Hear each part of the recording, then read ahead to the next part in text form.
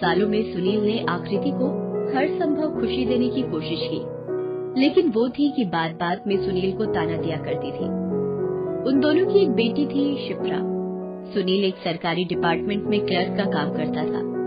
उसकी तनख्वाह कम थी, लेकिन वहाँ ऊपरी कमाई बहुत थी। लेकिन वो बहुत ही ईमानदार था। एक दिन की बात है, दोपहर के समय सुनील के दफ्तर में एक सेठ उससे मिलने आया और टेंडर पास करने के बदले 10 लाख रुपए घूस देने की बात कही।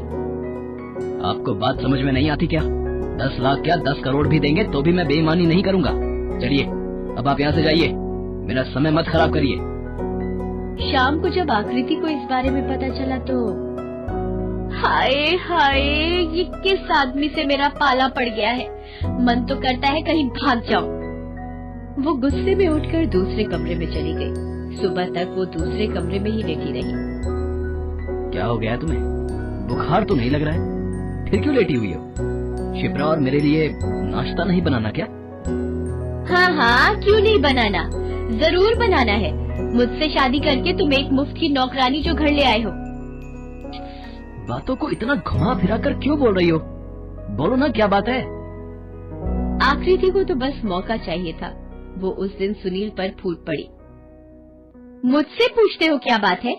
तुमसे शादी करना मेरी जिंदगी की सबसे बड़ी भूल थी।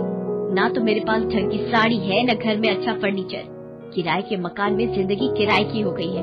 ना कभी बाहर घुमाने ले जाते हो, न कभी बाहर से कुछ लेकर आते हो। अरे तुम्हारे इस घर में भूत की तरह मुझे महसूस होता है। तभी वहाँ शिप्रा दौड़ती हुई आती है। पापा, मैं आपको बताना भूल गई, हमारे स्कूल की तरफ से सभी लोग एजुकेशनल ट्रिप पर बाहर जा रहे हैं। मुझे भी जाना है। तो जाओ ना बेटा, इसमें दिक्कत क्या है? पापा, 3000 रुपए लगेंगे। 3000? अरे बेटी, तेरे पापा रोटी खिला रहे हैं ना हमें, वही बहुत है। ये ट्रिप की बात भूल जाओ। वैसे भी भिखारियों के बच्चे ट्रिप पर नहीं जाते। ये तुम क्या अनाप शनाप बोले जा रही हो? कुछ तो लिहाज करो, छोटी सी बच्ची है वो। अच्छा है ना उसके लिए, अपने बाप की असलियत उसे अभी से समझ आ जाए तो ठीक है। सुनील बेचारा सब कुछ चुपचाप सुनता रहा। वो जानता था कि वो आखिरी थी और घर की बहुत सारी जरूरतें पूरी नहीं कर पाता है। उस दिन वो भूखे पेट ही दफ्तर चला गया। सुनील के पास पैसे कमाने का हर दिन कोई न कोई मौका जरूर आता, लेकिन उसकी ईमानदारी की नींव बहुत पक्की थी। उसी शाम जब वो ऑफिस से घर लौट रहा था तो कई सारे विचार उसके मन में आ रहे थे। वो सोच रहा था कि पता नहीं आकृति का आज कौन सा रूप उसे देखने को मिलेगा, कैसे वो शिप्रा को स्कूल ट्रिप पर जाने के पैसे देगा।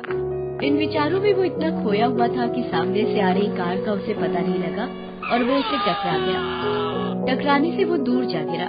उसके सिर में थोड़ी चोट आई और वो बेहोश हो गया। जब उसे होश आया तो वो एक बहुत बड़े अस्पताल में था। उसके सिर पर पट्टी बंधी थी और उसके सामने एक बहुत ही खूबसूरत लड़की बैठी थी।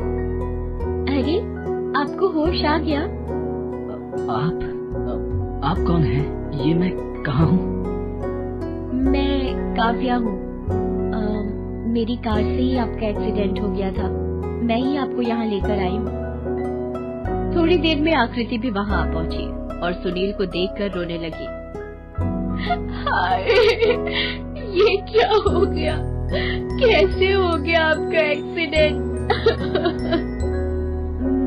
आप इनकी कौन है? अरे, मैं कौन हूँ? पहले आप बताइए कि आप कौन है? मेरी ही गाड़ी से इनका एक्सीडेंट हुआ है। हाय, क्या दुश्मनी है मुझसे आपकी जो मेरे पति को आप मारना चाहती हैं? मैं छोड़ूंगी नहीं आपको, फांसी दिलवाऊंगी आपको, फांसी। आकृति अपने घड़ियाली आंसू बहा ही रही थी कि काव्या ने कहा कि मुझसे गलती हो गई। अब बात को बढ़ाकर क्या फायदा। उसने आकृति को कहा कि वो उन्हें 2 लाख रुपए देगी। वो बेकार में मामले को पुलिस के पास न ले जाए। 2 लाख की बात सुनकर आकृति की आंखों में चमक आ गई। 2 लाख? कम है क्या? बोलिए, कितने पैसे चाहिए आपको? मैं अभी अपने पापा को कॉल करके पैसे यही मंगा लेती हूँ। पापा जी, मैं काव्या इंडस्ट्रीज के मालिक की बेटी हूँ। अरबपति काव्या इंडस्ट्रीज के मालिक की बेटी? ये सुनकर आकृति फूले नहीं समा रही थी। वो मन ही मन भगवान का शुक्रिया कर रही थी कि कितनी सही कार से उसके पति टकराए हैं। उसने काव्या से 5 लाख रुपए मांगे। काव्या वो रकम देने के लिए तुरंत ही तैयार हो गई। तभी सुनील ने उसे टोका। ये तुम क्या कर रही हो आकृति? इस तरह से किसी से सौदा किया जाता है? शर्म आती है मुझे तुम पर। तुम चुप रहो जी, घर में लक्ष्मी आ रही है, उसका रास्ता मत रोको। मेरे रहते ये लक्ष्मी नहीं आएगी। काव्या जी देखिए, गलती मेरी भी है। मैं पता नहीं किन विचारों में डूबा था जो आपकी कार से टकरा गया। आप प्लीज खुद को दोषी न माने और न ही कोई पैसा देने की बात कहें। सुनील की बात सुनकर आकृति का मुंह बन गया। वो मन ही मन उसे भला बुरा कहने लगी, लेकिन सुनील की ये साफ गोई काव्या के दिल को छू गई। वो मन ही मन उसे प्यार करने लगी।